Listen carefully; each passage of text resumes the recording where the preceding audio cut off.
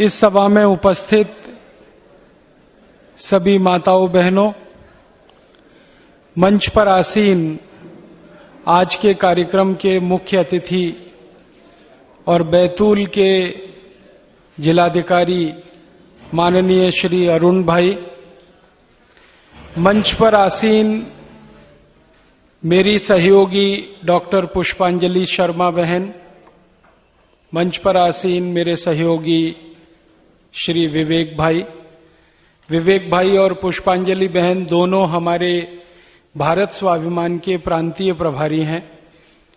उनके साथ श्री दीपेंद्र भाई, श्री प्रथपाल भाई और विशेष रूप से बैतूल इकाई भारत स्वाभिमान की जो है उसकी संरक्षिका माता श्रीमती गोदावरी जी और रमेश भाई, मैं आप सबको प्रणाम करता हूं, नमन करता हूं। विशेष रूप से आज इस व्याख्यान समारोह में मेरे पूज्य माता पिता उपस्थित हैं, उनको चरण वंदन करता हूं, उनसे आशीर्वाद की प्रार्थना करता हूं, आकांक्षा करता हूं। आप सभी के बीच में मैं यहां आ सका, इसके लिए विशेष रूप से मैं श्री खंडेलवाल जी का बहुत आभार व्यक्त करता हूं, जिन्होंने बड़ा परिश्रम किया, बहुत मेहनत की और मुझे यहां बैतूल में बुला लिया। बार बार उनका फोन मेरे पास गया, वो स्वयं मुझे मिलने के लिए हरिद्वार भी आए। हरिद्वार आकर उन्होंने मुझे निवेदन किया कि मुझे एक दिन जरूर समय निकालकर बैतूल आना है।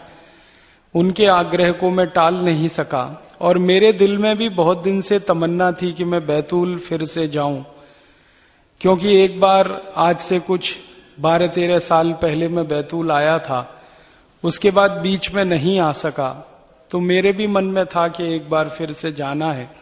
तो ये सारे संयोग एक साथ बन गए। ईश्वर की कोई कृपा हो गई, उनकी कोई योजना है जिसके तहत मैं यहां आ गया आपसे बात करने के लिए, संवाद करने के लिए। आप सभी को भारत स्वाभिमान के बारे में पता है, फिर भी रेखांकित करने के लिए 2-3 बातें कहना चाहता हूं। अपने देश में परम पूजनीय स्वामी रामदेव जी ने भारत स्वाभिमान नाम का एक अभियान शुरू किया है। ये अभियान 5 जनवरी 2009 से शुरू हुआ है। सारे देश के 2.5 लाख से ज्यादा कार्यकर्ता, योग शिक्षक इस अभियान में सहभागी हैं। आने वाले लगभग 5-6 महीनों के बाद करीब 11 लाख से ज्यादा कार्यकर्ता इस अभियान के सदस्य बनेंगे, ऐसा विश्वास है।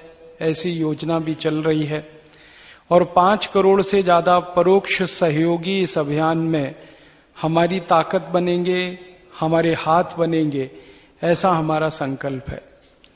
सारे देश में एक बड़ा संगठन खड़ा करके इस भारत स्वाभिमान अभियान को हम सफल बनाना चाहते हैं।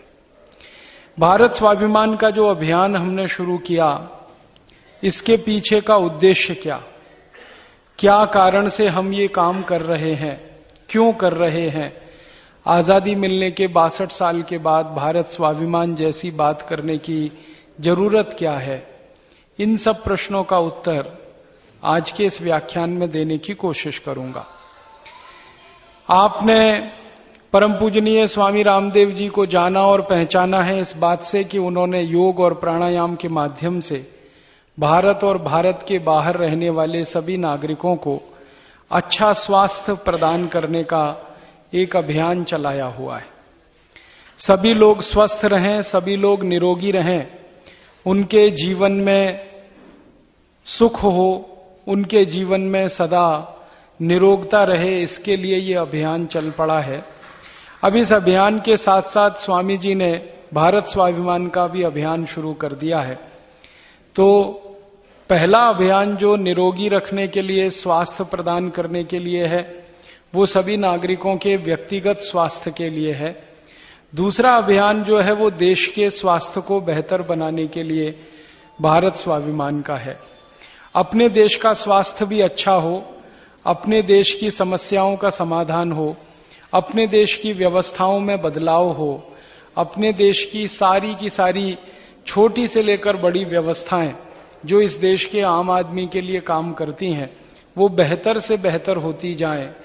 भारत में जो कुछ अच्छा है वो और आगे बढ़े और जो खराब है वो समाप्त हो जाए। हमारे देश में पिछले 250-300 साल की गुलामी जो अंग्रेजों की आई उसमें बहुत सारी खराबियां आ गई हैं और पिछले 1000 साल के जो विदेशी हमले हुए अपने देश पर उनके कारण हम में कुछ खराबियां आ गई हैं। तो जो खराबियां हम में आई हैं वो दूर हो जाएं और हमारी जो अच्छाइयां हैं, हमारी जो बेहतरी है वो ज्यादा से ज्यादा आगे बढ़े और सारे देश को उसका लाभ मिले, दुनिया को भी उसके बारे में जानकारी हो। इस दृष्टि से यह भारत स्वाभिमान का अभियान शुरू किया गया है। इस भारत स्वाभिमान के कुछ उद्देश्य हैं। उनमें से एक उद्देश्य है हमारे देश का जो आर्थिक और राजनीतिक भ्रष्टाचार है इसको समाप्त करना।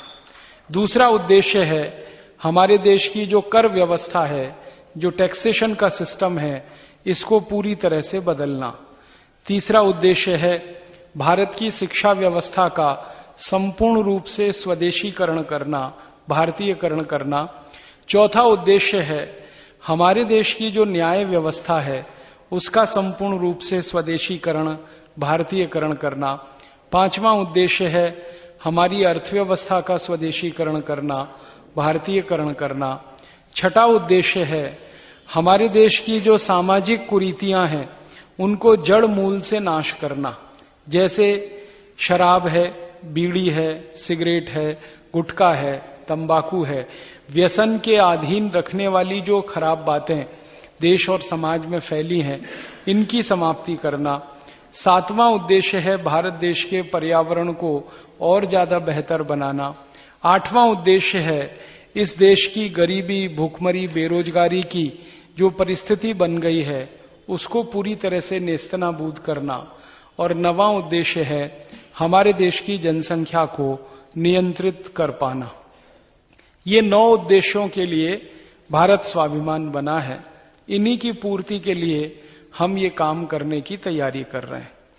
आपके मन में एक सवाल आएगा कि अगर हम इन उद्देश्यों की पूर्ति के लिए काम करना चाहते हैं तो आजादी के 62 साल में क्या इन उद्देश्यों की पूर्ति नहीं हो पाई है? हम लोग अध्ययन करते हैं, अभ्यास करते हैं, आप भी थोड़ा बहुत देश के बारे में जानने और समझने का मादा रखते हैं, काफी कुछ आप देश के बारे में पढ़ते हैं, चिंतन करते हैं। हमारा अध्ययन और आपकी समझ दोनों को अगर मैं जोड़ दूं तो ऐसा लगता है कि आजादी के 62 साल के बाद भी हम उन उद्देश्यों की पूर्ति नहीं कर पाए हैं जिन उद्देश्यों की पूर्ति के लिए आजादी की लड़ाई लड़ी गई। हमारे देश के क्रांतिकारियों ने जिन उद्देश्यों के लिए आजादी लाई है वो उद्देश्य अभी भी अधूरे हैं। अगर कुछ क्रांतिकारियों का नाम लेकर मैं बात करूं तो इस देश के सबसे महान क्रांतिकारियों में एक, सबसे कम उम्र में फांसी के फंदे पर चढ़ने वाले जो क्रांतिवीरों में जिनकी गिनती होती है, अमर शहीद भगत सिंह, अमर शहीद चंद्रशेखर आजाद, अमर शहीद ऊधम सिंह, अमर शहीद खुदीराम बोस, अमर शहीद हमारे देश के ऐसे सचिंद्रनाथ सान्याल, अमर शहीद हमारे देश के बहुत बड़े उद्देश्य के लिए समर्पित राम प्रसाद बिस्मिल, अमर शहीद हमारे देश के अशफाक उल्ला, अमर शहीद अजीमुल्ला, ऐसे 1-2 नहीं 7,32,000 शहीद जिन्होंने इस देश के लिए अपना सब कुछ कुर्बान किया, बलिदान किया। उनके सपने जो थे वो अभी भी पूरे नहीं हुए। इन शहीदों के दस्तावेजों को पिछले कई वर्षों से मैं पढ़ता हूं तो देख के दुख होता है कि ये सारे शहीद चाहते थे कि भारत आजाद हो और आजादी के बाद भारत की एक भी समस्या का समाधान जो अंग्रेजों ने पैदा की है वो भारत की व्यवस्था समाधान करे। अंग्रेजों की पैदा की गई गरीबी की समस्या, बेरोजगारी की समस्या, भूखमरी की समस्या, भ्रष्टाचार की समस्या, सामाजिक छुआछूत, ऊंच नीच आदि की सामाजिक हमारी समस्याएं, इन सब का समाधान हमारे शहीद चाहते थे।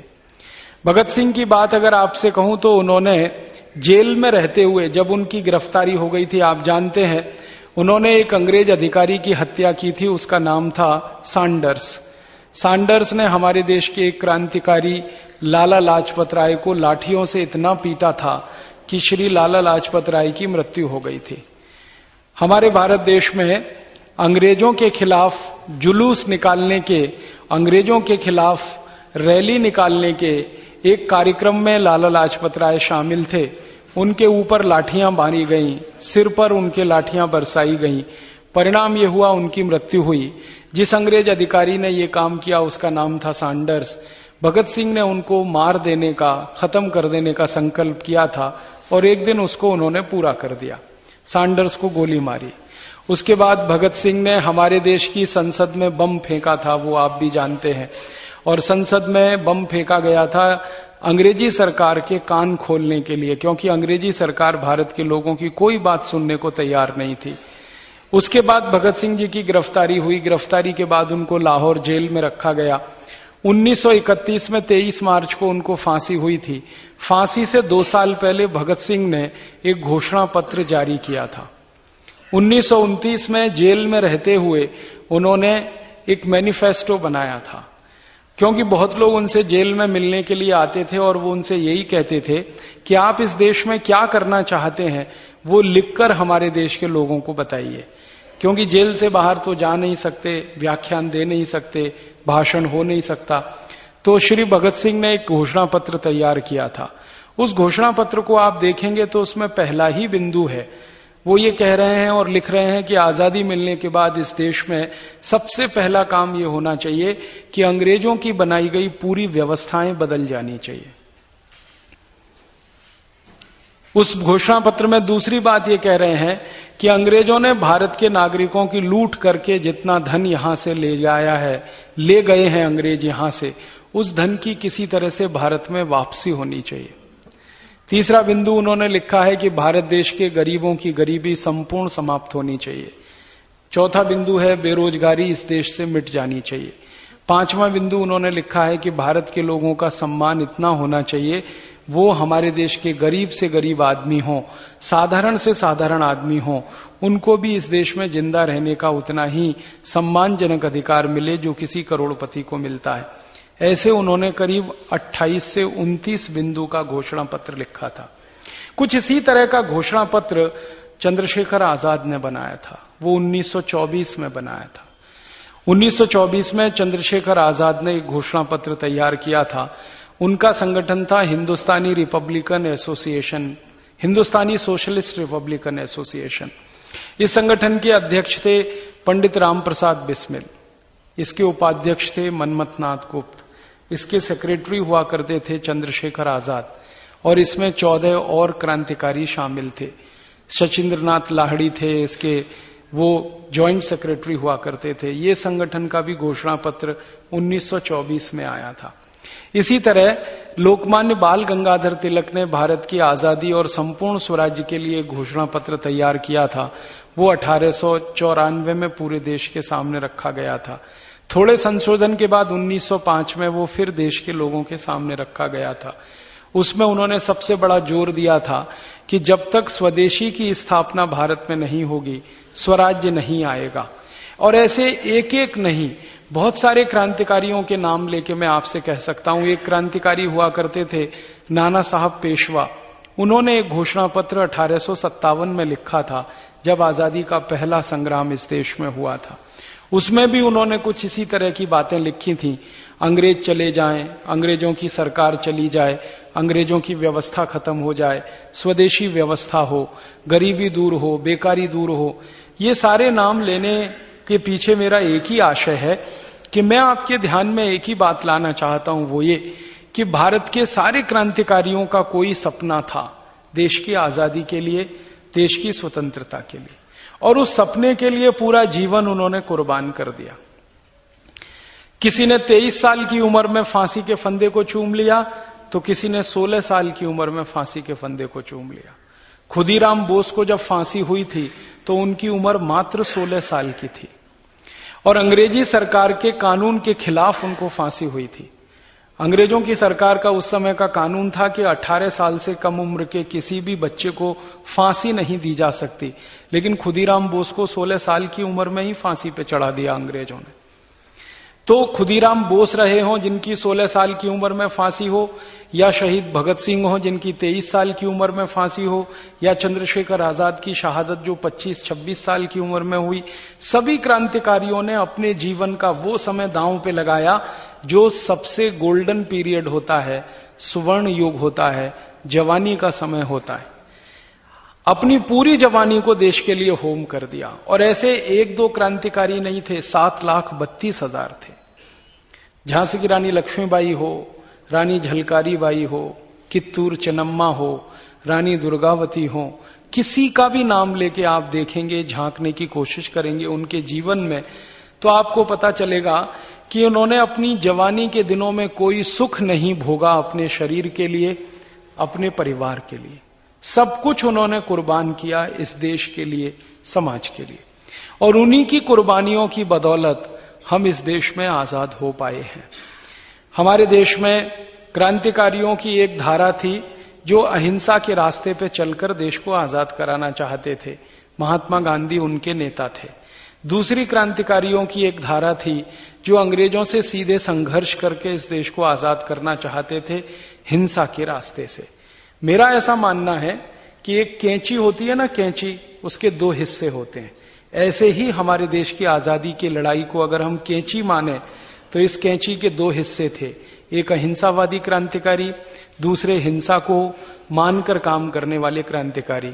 दोनों ने मिलकर अंग्रेजों को काटा था, या अंग्रेजी साम्राज्य को काटा था, या अंग्रेजी साम्राज्य के तारों को काटा था। दोनों का ही योगदान इस देश में बहुत महत्वपूर्ण है, किसी को कम करके नहीं आंका जा सकता।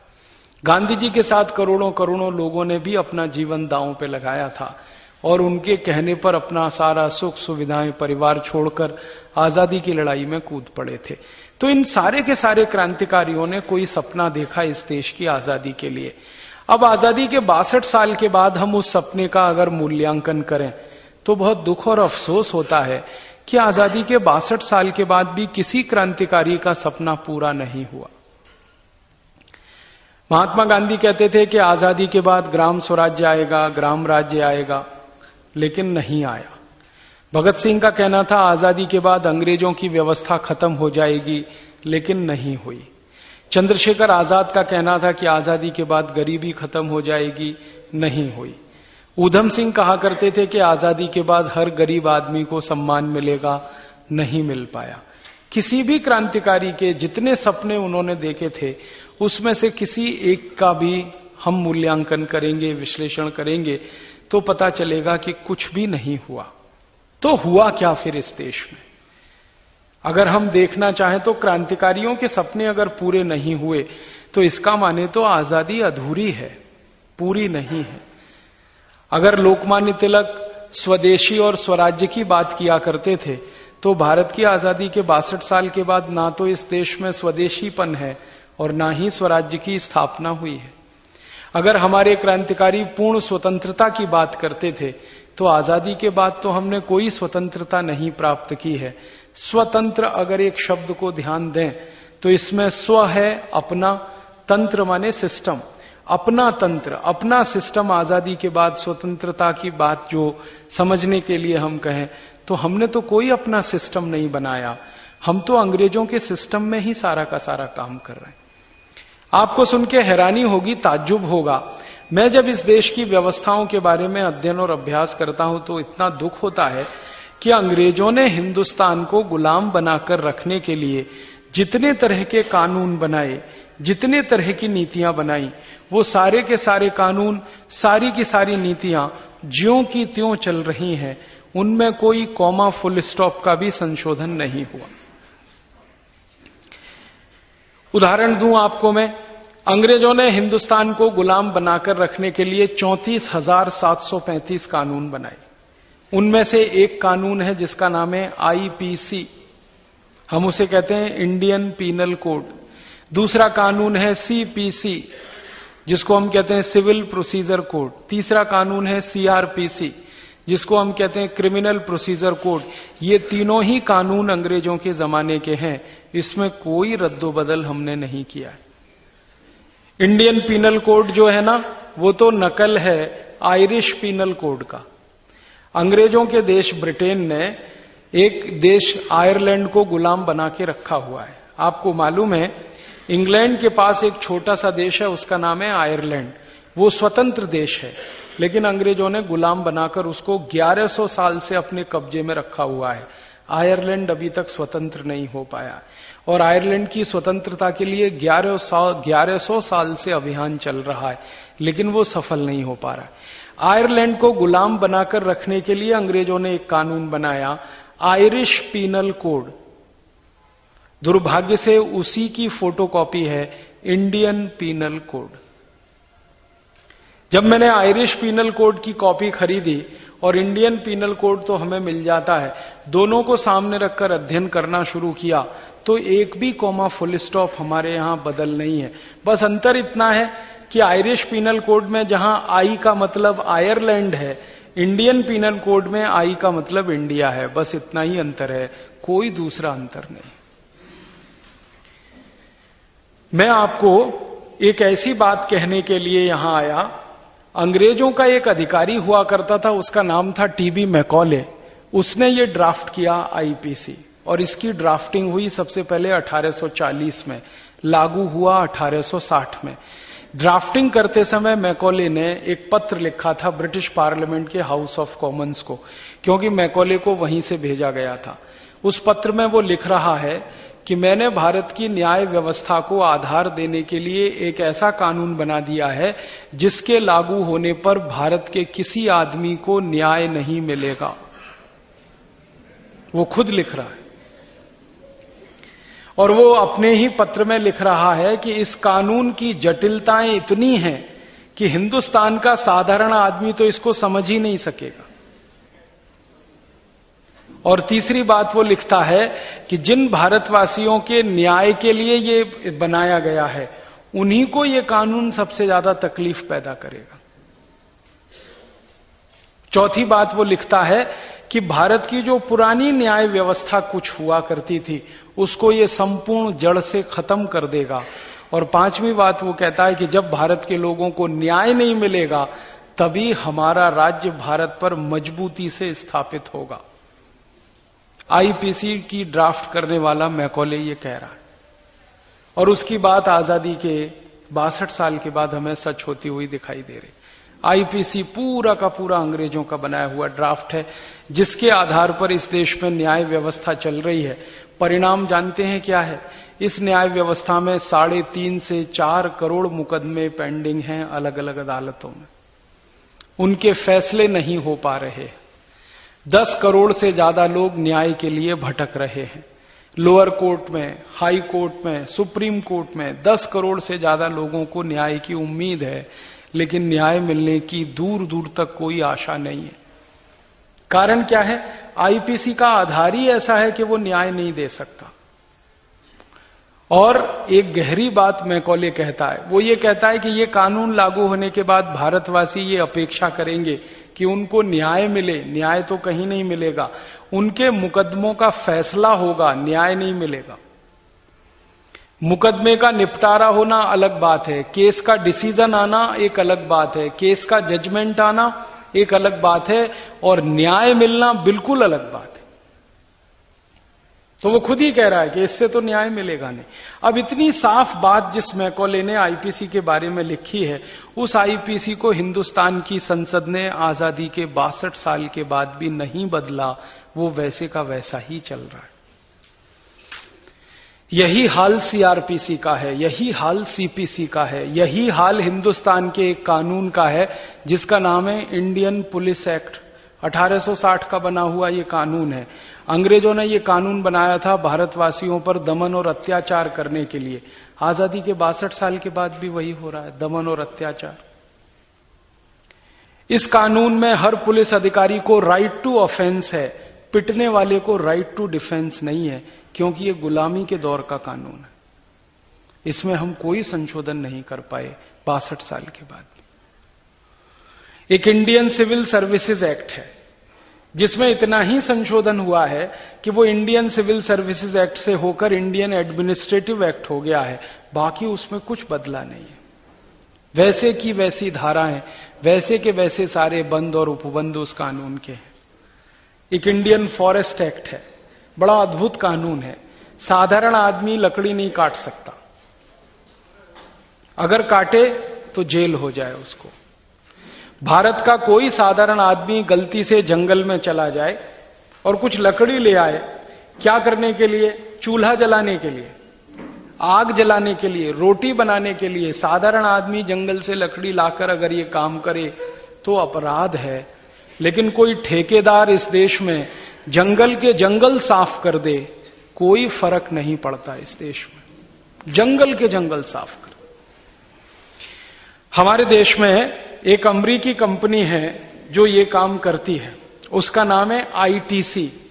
पूरा नाम है इंडियन टोबैको कंपनी, मूल नाम है अमेरिकन टोबैको कंपनी। ये कंपनी सिगरेट बनाती है।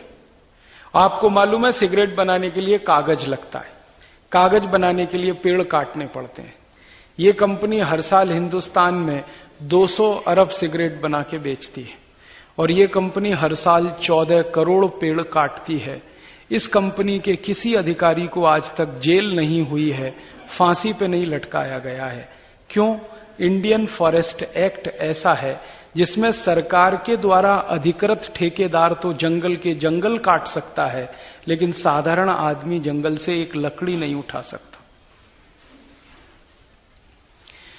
आपका जो मध्य प्रदेश है ना, इसके जबलपुर हाई कोर्ट में एक मुकदमा चल रहा है। मैं उस मुकदमे में एक तरह से हस्तक्षेप करने वाला व्यक्ति बना हुआ। वो मुकदमा बहुत इंटरेस्टिंग है। एक बूढ़ी महिला है, जबलपुर में रहती है, उसके ऊपर फॉरेस्ट डिपार्टमेंट ने मुकदमा किया हुआ है। आरोप क्या है? उसने जंगल से लकड़ी चुराई। उस महिला को जब अदालत में पेश किया गया तो जज के सामने उसने एक ही सवाल पूछा जिसका जवाब किसी के पास नहीं है। उस महिला ने यह कहा था कि मैंने लकड़ी चुराई रोटी बनाने के लिए, और रोटी बनाने के लिए अगर मैं लकड़ी ना जलाऊं तो क्या दोनों हाथ जलाऊं अपने चूल्हे में? किसी के पास जवाब नहीं। और हमने उसकी वकालत करते हुए कोर्ट के सामने कहा कि इस महिला ने 2 लकड़ी चुराई है और चूल्हे में जलाई है और 2 रोटी बनाई है, तो इसको जेल भेजने की आप तैयारी कर रहे हैं। यहां आईटीसी नाम की कंपनी हर साल 14 करोड़ पेड़ काट रही है, उसके गिरेबान पर हाथ डालने की हिम्मत आपके अदालत में भी नहीं है। क्यों? पैसे वाली कंपनी है, अमेरिका की कंपनी। तो कानून जो बने हुए हैं वो इस हिसाब से बने हुए हैं कि साधारण आदमी को आप जितनी प्रताड़ना दे सकते हैं, साधारण आदमी को जितना दुख दे सकते हैं दे दो, विशेष आदमी को आप छू भी नहीं सकते उस कानून की ताकत से। ऐसा इंडियन फॉरेस्ट एक्ट है। ऐसे ही हमारे यहां लैंड रेवेन्यू एक्ट है, ऐसे ही हमारे यहां लैंड एक्विजिशन एक्ट है। एक अंग्रेज आया इस देश में, उसका नाम था डलहौजी। डलहौजी को भेजा गया ब्रिटिश पार्लियामेंट से एक ही काम करने के लिए कि भारत के किसानों के पास जितनी जमीनें हैं वो सब छीनकर ईस्ट इंडिया कंपनी को दे दो। डलहौजी आया और उसने इस देश में एक कानून बनाया, उसका नाम है लैंड एक्विजिशन एक्ट, जमीन का अधिग्रहण करने का कानून। इस कानून को उसने भारत में लागू कराया। उस कानून के लागू होते ही भारत के करोड़ों किसानों से जमीनें छीनी गई। जो जमीनें किसानों की थी वो ईस्ट इंडिया कंपनी की संपत्ति हो गई। ईस्ट इंडिया कंपनी इंग्लैंड से कोई जमीन लेकर इस देश में नहीं आई थी, लेकिन हिंदुस्तान की हजारों हेक्टेयर जमीन ईस्ट इंडिया कंपनी के हाथ में चली गई, एक कानून के चलते। डलहौजी ने अपनी डायरी में लिखा है कि वो क्या करता था, गांव गांव जाता था, अदालतें लगाता था और वहां ऐलान किया जाता था कि सब लोग जमीन के अपने कागज लेके आए। कोई किसान है, उसकी 2 बीघा जमीन है, किसी की 5 बीघा जमीन है, किसी की 7 बीघा जमीन है, तो किसानों को कहा जाता था कागज लेके आओ और ये दिखाओ कि ये जमीन तुम्हारी है। अब हिंदुस्तान में जमीन कभी भी कागजों पर लिखी नहीं जाती थी, क्योंकि कागज पर लिखकर हम कोई चीज नहीं रखते इस देश में। हमारे यहां वो परंपरा से होता था। पिता ने अपने बेटे को जमीन ट्रांसफर की, बेटे ने अपने बेटे को ट्रांसफर की, बेटे ने अपने बेटे को ट्रांसफर की, ऐसे हजारों साल से जमीन ट्रांसफर हुआ करती थी। डलहौजी ने कानून बना दिया कि जिनके पास जमीन के कागजात नहीं है, जमीन उनकी नहीं है, वो सारी जमीन ईस्ट इंडिया कंपनी की है। एक एक दिन में 25-25 हजार किसानों से जमीनें छीनी गई। परिणाम क्या हुआ? इस हिंदुस्तान के करोड़ों किसान भूमिहीन हो गए। डलहौजी के आने के पहले इस देश में एक भी किसान भूमिहीन नहीं था। अंग्रेजों के रिकॉर्ड्स बताते हैं कि भारत में हर किसान के पास कम से कम 10 एकड़ जमीन थी। डलहौजी ने आकर हिंदुस्तान के 20 करोड़ किसानों को भूमिहीन बना दिया, सारी जमीनें छीन ली और वो जमीन सरकार की हो गई। अब होना क्या चाहिए था? आजादी आने के बाद 1947 में ये कानून पलट जाना चाहिए था। लैंड एक्विजिशन एक्ट को खत्म हो जाना चाहिए था, लेकिन आजादी के बाद भी इस देश के काले अंग्रेजों ने उस कानून को खत्म नहीं किया। वो आज भी चल रहा है और आज भी हमारे किसानों की जमीनें छीनी जा रही हैं। बस अंतर इतना है कि पहले जमीन छीनने के लिए जो काम अंग्रेज सरकार किया करती थी, अब जमीन छीनने के लिए वही काम भारत की सरकार किया करती है। पहले जमीन छीनकर अंग्रेजों के अधिकारी अंग्रेज सरकार को भेंट किया करते थे। आज हमारी सरकारें हमारी जमीनें छीनकर विदेशी कंपनियों को भेंट कर रही हैं और स्पेशल इकोनॉमिक जोन उसी जमीनों पे बनाए जा रहे हैं। हजारों हेक्टेयर जमीनें छीनी जा रही और बेदर्दी के साथ छीनी जा रही हैं। सरकार को लगता है कि इस गांव की जमीन हमें ले लेनी है, तो फिर दूसरा विचार ही नहीं आता, सीधे नोटिस उस गांव के दरवाजे पर चिपका दिया जाता है कि ये जगह खाली करो। लोग कहते हैं हम हजारों साल से यहां रहते हैं। वो कहते हैं इससे क्या फर्क पड़ता है, दूसरे गांव में जाकर रहो, विस्थापन करो, अपनी जगह से उजड़ जाओ, अपने गांव से उजड़ जाओ, अपने परिवार से उजड़ जाओ। सरकार को ये जमीन चाहिए क्या करने के लिए? इस पर शराब का कारखाना लगाना है, इस पे जुआ घर खोलना है, इस पे कोई सिनेमा घर बनाना है या कोई भी काम करना है। लोगों की हां या ना का कोई फर्क नहीं, कोई प्रश्न ही नहीं। जिनकी जमीन है उनकी हां और ना का कोई प्रश्न नहीं, सीधे नोटिस और नोटिस के बाद जमीन खाली करो। ऐसे ही अत्याचार करके अंग्रेज जमीन छीना करते थे। और जब लोग मना कर देते हैं अपनी जमीन से हटने के लिए, तो पुलिस आती है, मार मार के डंडे उनको वहां से हटाती है, हाथ पैर उनके तोड़े जाते हैं, सिर उनके फोड़े जाते हैं, गोलियां चलाई जाती हैं, लोगों की हत्याएं की जाती हैं। ये हमारी आंखों से हम देखते हैं आजादी के 62 साल में। इसी देश में नंदीग्राम होते हैं, इसी देश में सिंगूर होते हैं, जहां के लोग चाहते नहीं कि हम हमारी जमीन को छोड़ें, वहां गोलियां चलाकर, लाठियां बरसाकर उनसे जमीनें छुड़वा ली जाती। आपको लगता है ये देश आजाद हो गया? मुझे तो नहीं लगता। अंग्रेजों की सरकार ऐसा अत्याचार करती थी, बर्बरता करती थी जमीन छीनने के लिए। हमारी सरकार भी वही अत्याचार करे, वही बर्बरता करे। और किसानों से जमीनें छीनी जाती हैं तो उसकी कीमत सबसे कम लगाई जाती है। फिर वही जमीनें उद्योगपतियों को जब बेच दी जाती हैं तो उनकी कीमत सबसे ज्यादा महंगी हो जाती है। किसानों से जो जमीन खरीदी जाती है 10-15 हजार रुपए एकड़ में, वही जब उद्योगपतियों के हाथ में पहुंचती है तो 15,000 रुपए स्क्वायर फीट की जमीन हो जाती है। बीच का सारा मुनाफा या तो उद्योगपति खाता है, या उनका कोई दलाल खाता है, या सरकारी लोग खाते हैं। किसान के पास तो वही थोड़े से पैसे आते हैं। किसानों की जमीन का भाव किसान तय नहीं करता, सरकार तय करती है। उनको कितना मुआवजा मिलना चाहिए ये किसानों से नहीं पूछा जाता, वो सरकार तय करती है। ऐसे हमारे देश में 34,735 कानून है। लैंड एक्विजिशन का हो, या इंडियन पीनल कोड हो, या सिविल प्रोसीजर कोड हो, या क्रिमिनल प्रोसीजर कोड हो। आपको तो सुनकर हैरानी होगी, आप भारत के नागरिक हैं, मैं भारत का नागरिक हूं। इसका एक कानून है, उसका नाम है इंडियन सिटीजनशिप एक्ट, वो भी अंग्रेजों का बनाया हुआ है। आजादी के बाद हम उसमें संशोधन नहीं कर पाए और यही कारण है, अंग्रेजों ने वो कानून बनाया था तो इस हिसाब से कि अंग्रेज भी इस देश के नागरिक हो सकें। इस हिसाब से वो कानून की ड्राफ्टिंग की गई है कि विदेश से आकर, इंग्लैंड से आकर, लंदन से आकर कोई आदमी भारत में रहने लगे और इतने साल तक रह ले, तो वो भी भारत की नागरिकता का अधिकारी हो जाता है। इसलिए उन्होंने ड्राफ्टिंग वैसी की थी। आजादी के बाद हमने उसमें थोड़ा भी संशोधन नहीं किया, तो कोई भी विदेशी भारत में आके नागरिक हो सकता है, और नागरिक हो सकता है तो चुनाव लड़ सकता है, चुनाव लड़ सकता है तो एमपी एमएलए हो सकता है, एमपी एमएलए हो सकता है तो मिनिस्टर हो सकता है, मिनिस्टर जो हो सकता है तो प्राइम मिनिस्टर हो सकता है, जो प्राइम मिनिस्टर हो सकता है वो प्रेसिडेंट भी हो सकता है। तो आजादी का मखौल नहीं तो क्या। दुनिया के किसी देश के संविधान में ये व्यवस्था नहीं है। आप अमेरिका में जाएं, रहना शुरू कर दें, आपको ग्रीन कार्ड मिल जाएगा, लेकिन आप अमेरिका के राष्ट्रपति नहीं हो सकते जब तक आपका जन्म अमेरिका में नहीं हुआ हो। आप कनाडा में जाएं, कनाडा के संविधान का अध्ययन करें, कनाडा के संविधान के अनुसार आप कनाडा की नागरिकता ले सकते हैं, लेकिन कनाडा के प्रधानमंत्री नहीं हो सकते जब तक कि आपका मूल जन्म स्थान कनाडा ना हो। ब्रिटेन में चले जाइए, वहां भी यही है। फ्रांस में चले जाइए, जर्मनी में चले जाइए, दुनिया में 200 देश हैं, लगभग 2-3 देशों को छोड़कर सभी देशों में यह नियम है कि जब तक आप उस देश की धरती पर पैदा नहीं होते, आप उस देश के संवैधानिक पदों पर नहीं बैठ सकते। भारत में ऐसी व्यवस्था नहीं है।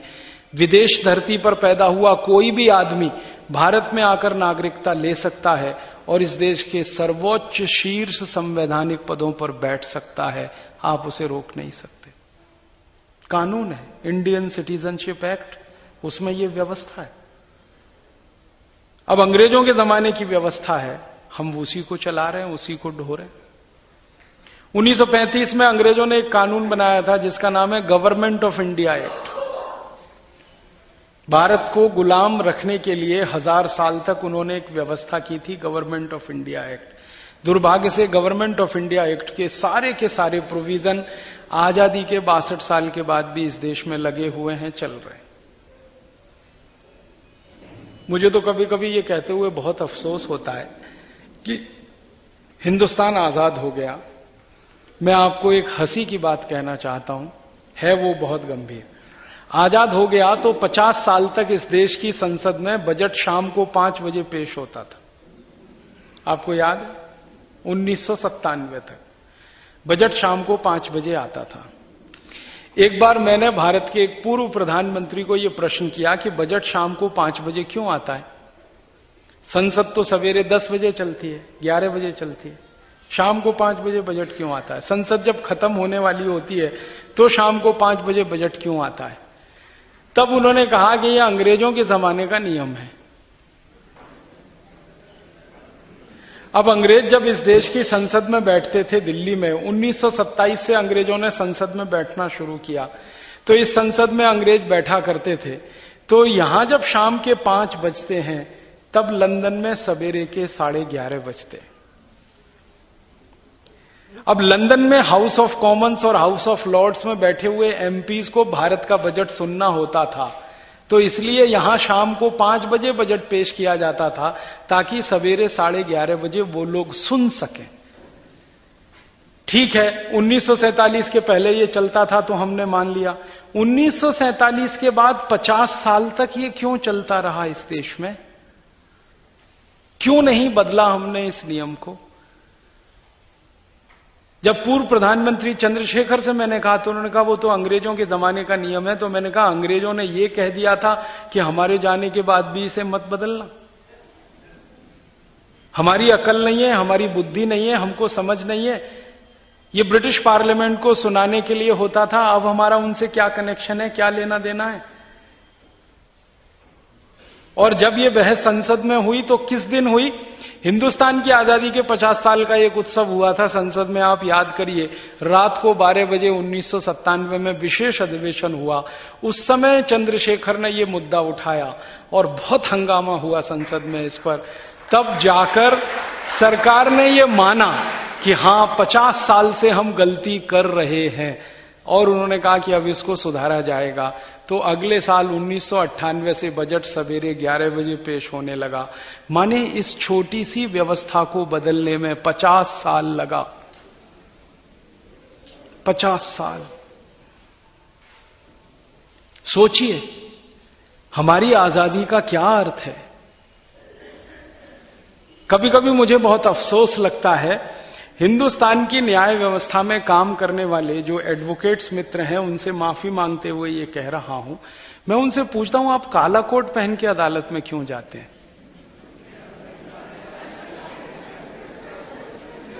क्या काले के अलावा दूसरा रंग नहीं है भारत में? सफेद नहीं है, नीला नहीं है, पीला नहीं है, हरा नहीं है, और कोई रंग ही नहीं है, काला ही कोट पहनना है। और वो भी उस देश की न्यायपालिका में जहां पर तापमान 45 डिग्री, 47 डिग्री, 50 डिग्री हो।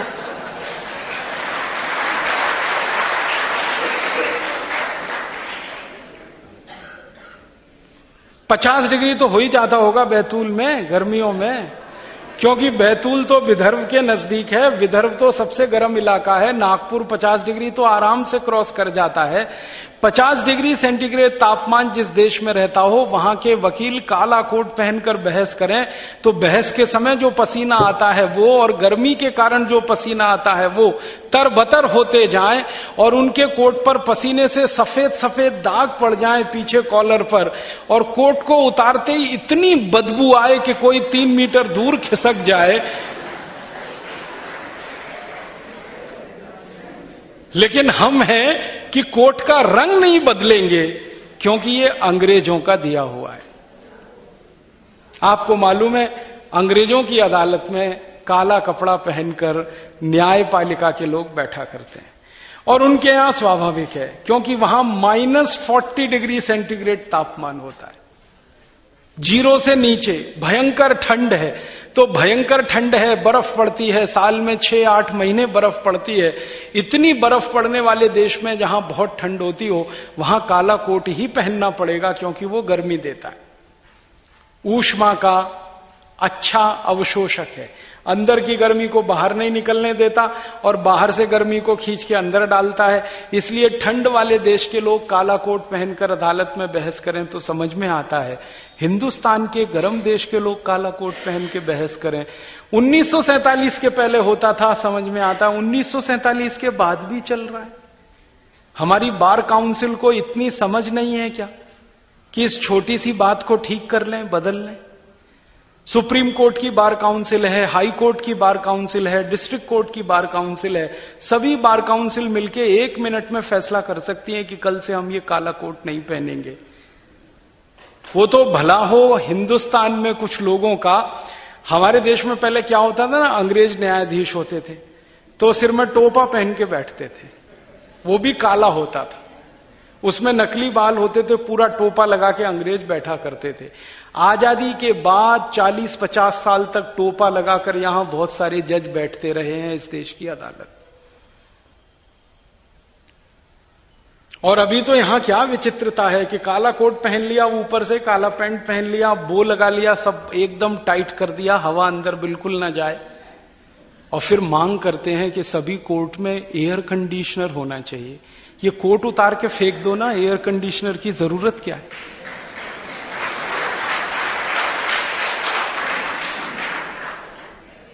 और उसके ऊपर एक गाउन और लाद लेते हैं। आपने देखा वो नीचे तक लहंगा फैलता हुआ। ऐसी विचित्रताएं आजादी के 60 साल में इस देश में दिखाई। मैं कहना यह चाहता हूं कि अंग्रेजों की गुलामी की एक भी निशानी को आजादी के 62 साल में हमने मिटाया नहीं, सबको संभाल के रखा है, सहेज कर रखा है। और हर साल अपने को मूर्ख बनाने के लिए 15 अगस्त का झंडा फहराते रहते हैं, 26 जनवरी मनाते रहते हैं। स्वतंत्रता दिवस कहते हैं। स्वतंत्रता का माने होता है अपने तंत्र की व्यवस्था में जीना। आपका कौन सा तंत्र आपने बनाया 62 साल में, बताएं ना। सब अंग्रेजों की बनाई गए नियम कानून व्यवस्थाओं में हम जी रहे हैं। तो इसलिए हम लोगों को लगता है कि ये अंग्रेजियत की व्यवस्था जो चली आ रही है 250 साल से 300 साल से, इसको तो बदलना ही पड़ेगा, इसको तो खत्म करना ही पड़ेगा। आजादी के समय जब इस देश में बहुत सारे वकील हुए जो आजादी की लड़ाई के नेता थे, आप जानते हैं महात्मा गांधी वकील थे, सरदार वल्लभ भाई पटेल वकील थे, हमारे देश में एक बड़े नेता लोकमान्य बाल गंगाधर तिलक वकील थे, लाला लाजपत राय वकील थे, विपिन चंद्र पाल वकील थे, सुरेंद्रनाथ बनर्जी वकील थे। बड़े वकील नेता इस देश में हुए।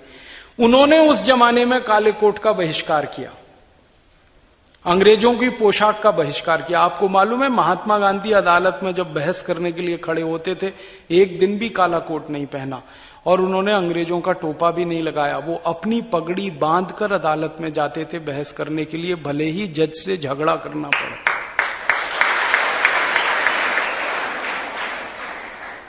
और एक बार एक अंग्रेज जज ने, जो खपती था बहुत, गांधी जी को इसके लिए सजा सुनाई थी। गांधी जी ने कहा कि मैं सजा भुगतने को तैयार हूं, लेकिन अंग्रेजी अदालत में अंग्रेजी पगड़ी नहीं पहनूंगा, पहनूंगा तो भारतीय पगड़ी ही पहनूंगा। सजा ली उन्होंने, उसके लिए सजा खाई। एक बार तो उनका रजिस्ट्रेशन कैंसिल करने की नौबत तक आ गई थी, लेकिन गांधी जी पीछे नहीं हटे और वही लोकमान्य तिलक थे, बराबर मराठी पगड़ी बांधकर अदालत में खड़े होते थे। जज उनसे चिढ़ता था, जलता था।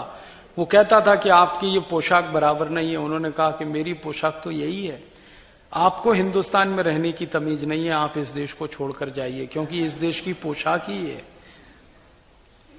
तो मुझे लगता है कि अंग्रेजों के समय में जो भारतीय वकील थे उनमें इतनी हिम्मत थी कि अंग्रेजी पोशाकों का बहिष्कार किया, अंग्रेजी हैट का बहिष्कार किया। लेकिन आजादी के बाद के इन वकीलों का क्या हो गया? ये क्यों नहीं बहिष्कार करते इस अंग्रेजी पोशाक का? क्यों ढो रहे हैं इस परंपरा को? मुझे दुख और अफसोस इसी बात का है। अंग्रेजी सारे कानून, अंग्रेजी सारे नियम, अंग्रेजों की सारी व्यवस्थाएं आजादी के बाद भी चल रही हैं। तो भारत स्वाभिमान नाम का जो अभियान हमने शुरू किया है, उसके पीछे का प्रमुख उद्देश्य ये है कि ये अंग्रेजों के जमाने की जो व्यवस्थाएं चली आ रही हैं, इन सभी व्यवस्थाओं को बदल दिया जाए। और हम मानते हैं सच्ची आजादी और पूर्ण आजादी तभी आएगी जब अंग्रेजों की व्यवस्थाएं और अंग्रेजों के कानून बदल जाएंगे इस देश में। याद आ गया तो एक कानून का जिक्र करता हूं। अंग्रेजों की सरकार ने एक कानून बनाया इस देश में, आपको मालूम है उसका नाम है मोटर व्हीकल एक्ट, है ना? अंग्रेजों के समय का ये कानून। अब मोटर उस जमाने में अंग्रेजों के पास हुआ करती थी, हिंदुस्तानियों के पास तो मोटर होती नहीं थी। तो मोटर व्हीकल एक्ट की ड्राफ्टिंग करते समय अंग्रेजों ने ये व्यवस्था की कि इस मोटर व्हीकल एक्ट में कभी किसी अंग्रेज अधिकारी की मोटर को चलाते समय उसके नीचे कोई भारतीय आकर दब गया, कुचल गया, मर गया, तो इसमें सजा नहीं होनी चाहिए। और अगर सजा करनी ही पड़े तो कम से कम होनी चाहिए। साल भर की जेल हो जाए, 1.5 साल की हो जाए, 2 साल की हो जाए, ऐसी व्यवस्था करनी चाहिए। उसको जो है मर्डर नहीं माना जाना चाहिए, क्योंकि मर्डर में तो चले जाएंगे आप 302 में, वहां तो हो जाएगी फांसी या तो हो जाएगी आजीवन कारावास। तो अंग्रेजों ने मोटर व्हीकल एक्ट की ड्राफ्टिंग करते समय यह ध्यान रखा कि अंग्रेजों की मोटर के नीचे दबकर कुचलकर कोई भी हिंदुस्तानी मरे तो लंबी और कठोर सजा ना मिले। वही व्यवस्था आजादी के 62 साल के बाद भी चली आ रही है। आज भी मोटर व्हीकल एक्ट में मोटर चलाते समय आपकी कार के नीचे कोई आ गया, मर गया, तो आपको ना तो फांसी होगी ना आजीवन कारावास होगा। क्यों? अंग्रेजों के जमाने की व्यवस्था है। परिणाम जानते हैं क्या होता है? हर साल इस देश की मोटरों के नीचे आकर 1.5 लाख लोग अपने प्राण गंवा देते हैं, और इन 1.5 लाख लोगों को कुचल देने वाले किसी भी एक व्यक्ति को आज तक फांसी नहीं हुई, आजीवन कारावास नहीं हुआ। और कई केसेस तो ऐसे हैं कि अदालत ने कुचलने वालों को बाइज्जत बरी कर दिया। आपको मालूम है संजीव नंदा का केस, जिसने खूब समझबूझकर, जानबूझकर अपनी मोटर दिल्ली के फुटपाथ पर सोए हुए 8 लोगों के ऊपर चढ़ा दी, 8 मर गए। संजीव नंदा को अदालत ने बाइज्जत बरी किया था। अदालत का क्या कहना था? हम क्या न्याय दे सकते हैं? कानून अंग्रेजों के जमाने का बनाया हुआ है, तो हम वही कर सकते हैं। इस कानून के आधार पर कोई फैसला, न्याय तो हम दे ही नहीं सकते। उसी कानून के आधार पर सलमान खान अभी तक 6 लोगों को जिंदा मार चुका है, लेकिन सलमान खान को ना फांसी हो रही है, ना आजीवन कारावास हो रहा है, छुट्टा घूम रहा है। थोड़े दिन बंद हो गया, फिर बाहर आ गया। क्योंकि इसमें बेल हो सकती है, क्योंकि अंग्रेजों के जमाने में हो सकती थी, क्योंकि मोटर उस समय अंग्रेजों की ही हुआ करती थी। ये व्यवस्था है हमारे देश में। ऐसे सैकड़ों उदाहरण मैं आपको दे सकता हूं। हमारे हिंदुस्तान में अंग्रेजों के समय के बनाए हुए कानूनों के आधार पर किसी भी भारतीय को न्याय मिल नहीं सकता। और एक उदाहरण बताता हूं, अंग्रेजों ने क्या विचित्रता की इस देश में। एक कानून बना दिया इस देश में कि आप गाय को बैल को डंडे से मारोगे तो आपको जेल होगी। सुनिएगा ध्यान से, गाय को बैल को भैंस को डंडे से मारोगे तो जेल हो जाएगी, क्योंकि आप उस प्राणी के खिलाफ क्रूरता कर रहे। ठीक है। और इसी देश में दूसरा कानून बना दिया कि गाय को गर्दन से काटो, उसका मांस निकालो, बाजार में बेचो तो आपको गोल्ड मेडल मिलेगा, क्योंकि आप इस देश की एक्सपोर्ट इनकम बढ़ा रहे हैं। गाय को डंडे से मारोगे तो जेल हो जाएगी, गाय को गर्दन से काट दो, आरी से रेत दो, उसकी गर्दन को अलग कर दो, चाहे तो हलाल करो चाहे तो झटके से कर दो, कोई फर्क नहीं पड़ता। डंडे से मारो तो जेल में चले जाओ, गर्दन से काटो तो कोई फर्क ही नहीं पड़ता। तो परिणाम क्या हो रहा है? 4.5 करोड़ कत्ल खाने चल रहे हैं, हर साल करोड़ों गायों की गर्दन कट रही है, उनका मांस हिंदुस्तान से विदेशों में बिकने के लिए जा रहा है, मांस का निर्यात करने वालों को गोल्ड मेडल मिल रहा है, सरकार उनको सुविधाएं दे रही है। आपको मालूम है इस देश में क्या नीति है केंद्र सरकार की? अगर आप मांस के लिए कत्ल खाना बनाना चाहते हैं, मांस निर्यात करने के लिए, तो कत्ल खाना बनाने के लिए जितना भी बैंक से लोन मिलेगा उस पे ब्याज नहीं लगेगा, इंटरेस्ट फ्री लोन मिलेगा। मीट एक्सपोर्ट करने के लिए कत्ल खाना बनाएं तो, लेकिन गाय पालन करने के लिए, दूध का व्यवसाय करने के लिए आप गाय खरीदना चाहें तो कोई बैंक आपको कर्ज नहीं देगा। दे दे तो मैं जो आपको हारने को तैयार हूं। मैं गाय का दूध बेचना चाहता हूं, दूध का व्यवसाय करना चाहता हूं, बैंक के सामने कर्ज मांगने जाऊं तो बैंक कहेगा देशी गाय पालोगे तो कर्ज नहीं मिलेगा, विदेशी पालो। लेकिन उसी गाय को काटने के लिए, न्याय माने कत्ल करने के लिए, मांस निर्यात करने के लिए कारखाना बनाऊं, करोड़ों रुपए का बैंक मुझे कर्ज दे सकती है बिना किसी इंटरेस्ट के, और उसके बाद कर्ज को भी सरकार माफ कर सकती है सब्सिडी के रूप में। ऐसे कानून हैं इस देश में, और इन कानूनों के चलते आप कहें न्याय मिल जाए इस देश में, कैसे मिलेगा? न्याय तो कुछ अलग चीज है, कानून का फैसला दूसरी अलग चीज है। हमारे देश में कानून बना हुआ है, चल रहा है कि बच्चे को जन्म लेने से पहले मार डालो तो गर्भपात है, जन्म लेने के बाद मारोगे तो हत्या है, जन्म के बाद मारोगे तो 302 का केस बनेगा और फांसी हो जाएगी, आजीवन कारावास हो जाए। जन्म के पहले मारोगे तो कोई खास बात नहीं है, वो आपका मेडिकल प्रोफेशन है। तो इसका परिणाम जानते हैं क्या है? हर साल 1 करोड़ कन्या भ्रूणों की हत्या इस देश के डॉक्टर कर डालते हैं, आने नहीं देते उनको जीवन में, क्योंकि कानून ऐसा है। ऐसे 1 नहीं 2 नहीं 34,735 कानून हैं, सबके सब अंग्रेजों के जमाने के हैं, वैसे के वैसे ही चल रहे हैं। इसलिए हम मानते हैं, भारत स्वाभिमान के लोग मानते हैं कि आजादी अधूरी है, अभी पूरी नहीं हुई है। तिरंगा झंडा फहराने का नाम आजादी नहीं है, जनगणमन गा लेने का नाम आजादी नहीं है, 15 अगस्त 26 जनवरी को तिरंगे झंडे के सामने खड़े होकर सावधान की मुद्रा में कुछ गा लेने का नाम आजादी नहीं है, क्योंकि खाली तिरंगा झंडा फहराने की बात होती है वो तो 1937 में फहरा लिया था हमने। इस देश में एक महिला हुआ करती थी भीकाजी कामा करके, उन्होंने सबसे पहले तिरंगा झंडा 1937 में फहरा दिया था। अगर तिरंगा झंडा फहराने से ही आजादी आती तो वो तो 1937 में ही आ जाती। आजादी तो नाम है स्वतंत्र व्यवस्था का, जिसमें आप गुलामी की एक एक इकाई को, एक एक निशानी को उखाड़ फेंकते हैं, उन सब चीजों को अपने समाज से हटाते हैं जिनके कारण गुलामी आई थी। वो तो हम नहीं कर पाए हैं, इसलिए हम मानते हैं आजादी अधूरी है। इस अधूरी आजादी को पूरा करना है, इसको संपूर्ण आजादी में बदलना है, स्वतंत्रता में बदलना है, स्वराज्य में बदलना है। इसके लिए भारत स्वाभिमान का अभियान हमने शुरू किया है और हमारा ये संकल्प है कि गुलामी के दौर की हर निशानी को मिटा देना है, चाहे वो इंडियन पीनल कोड हो, चाहे सिविल प्रोसीजर कोड हो, चाहे क्रिमिनल प्रोसीजर कोड हो, चाहे इंडियन पुलिस एक्ट हो, इंडियन सिविल सर्विसेज एक्ट हो, सने के गुलामी के कानूनों को ही संसद आगे बढ़ाती जाए। इसके लिए संसद नहीं बनाई है और इसके लिए चुनाव नहीं होते हैं और इसके लिए करोड़ों रुपए खर्च नहीं किए जाते। हमने हमारी व्यवस्थाओं को चलाने के लिए संसद बनाई है। ये एक बात है। और दूसरी इससे भी बड़ी बात है कि आजादी के 62 साल के बाद भी गुलामी की जिन निशानियों को हम हटा नहीं पाए इस देश से, ऐसी कुछ निशानियां अभी जिंदा हैं। जैसे उदाहरण के लिए इस देश में डलहौजी नाम का एक शहर है, मालूम है आपको? हिमाचल प्रदेश।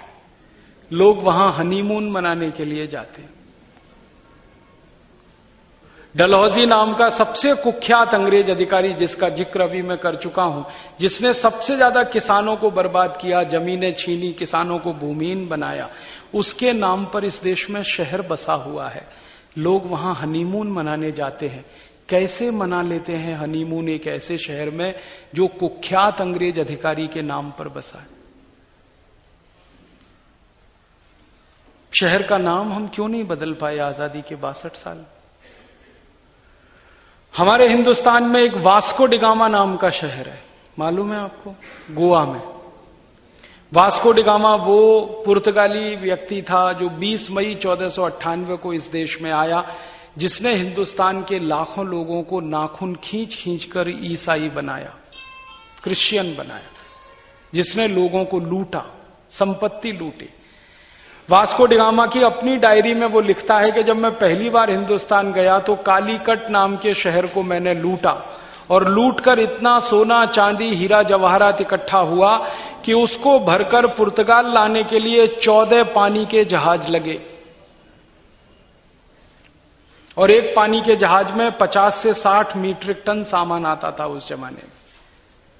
तो 14 पानी के जहाज भर के सोने, चांदी, हीरे जवाहरात वो लूट ले गया। उस वास्को डिगामा के नाम पर हमारे देश में नगर क्यों होना चाहिए? उससे भी ज्यादा खराब बातें हैं इस देश में। मुंबई में जाइए तो एक रेलवे स्टेशन है, उसका नाम है एल्फिंस्टन रोड। एल्फिंस्टन नाम का एक अंग्रेज हुआ करता था जो मुंबई का गवर्नर था। उसका एक ही काम था, किसानों से जबरदस्ती लगान वसूल करना। और उसने मुंबई प्रांत के किसानों के ऊपर लगान लगा दिया था 90%। मतलब क्या है? कोई किसान 100 क्विंटल गेहूं पैदा करे तो 90 क्विंटल गेहूं अंग्रेजों को देना पड़ता था। इतना लगान लेता था वो किसानों से एल्फिंस्टन। और पूरे मुंबई प्रांत के किसानों को बर्बाद कर दिया उस आदमी ने। जिस आदमी ने बंबई के करोड़ों किसानों को बर्बाद किया हो, उस आदमी के नाम पर मुंबई में एल्फिंस्टन रोड स्टेशन है। एल्फिंस्टन कॉलेज नाम का एक डिग्री कॉलेज है बंबई में। एक बहुत खतरनाक अंग्रेज अधिकारी था, उसका नाम था फर्ग्यूसन। वो पूना में एसएसपी बन के आया और पूना में एक समय बहुत खराब आया था जब प्लेग फैल गया था, महामारी आ गई थी, उसमें लाखों लोग मरते थे। उस जमाने में जब लाखों लोग पूना में रोग से मरते थे, ये फर्ग्यूसन नाम का पुलिस अधिकारी लोगों के घरों को लूटता था, बर्बाद करता था। उसके नाम पर पूना में फर्ग्यूसन कॉलेज बना हुआ है, चल रहा है। लॉरेंस नाम का एक अंग्रेज अधिकारी था दिल्ली में, जिसने 1857 की क्रांति के लिए लड़ने वाले भारत के जो वीर सिपाही होते थे उन पर गोलियां चलाई थी और सैकड़ों भारतीय क्रांतिकारियों को मारा था उसने अपनी गोलियों से। उसके नाम पर दिल्ली में लॉरेंस रोड बना हुआ है आजादी के 62 साल के बाद। चेम्सफोर्ड नाम का एक अंग्रेज अधिकारी था, पुलिस ऑफिसर था, लाहौर में बर्बरता किया उसने, सारी हदें तोड़ दी थी। उस पुलिस अधिकारी ने सैकड़ों निरपराध हिंदुस्तानियों को मार डाला था। उस चेम्सफोर्ड के नाम पर इस देश की सरकारों की कहीं बिल्डिंग है जो चेम्सफोर्ड बिल्डिंग के नाम से अभी भी चलती। रिपन नाम का एक अंग्रेज अधिकारी था जिसने मद्रास में भयंकर लूटमार की थी। रिपन के नाम से मद्रास में एक बिल्डिंग है जिसमें म्युनिसिपल कॉरपोरेशन का ऑफिस चलता है। करजन नाम का एक अंग्रेज था जिसने भारत का बंटवारा किया था हिंदू मुसलमान के आधार पर। बंगाल में वो जब गवर्नर बन के आया,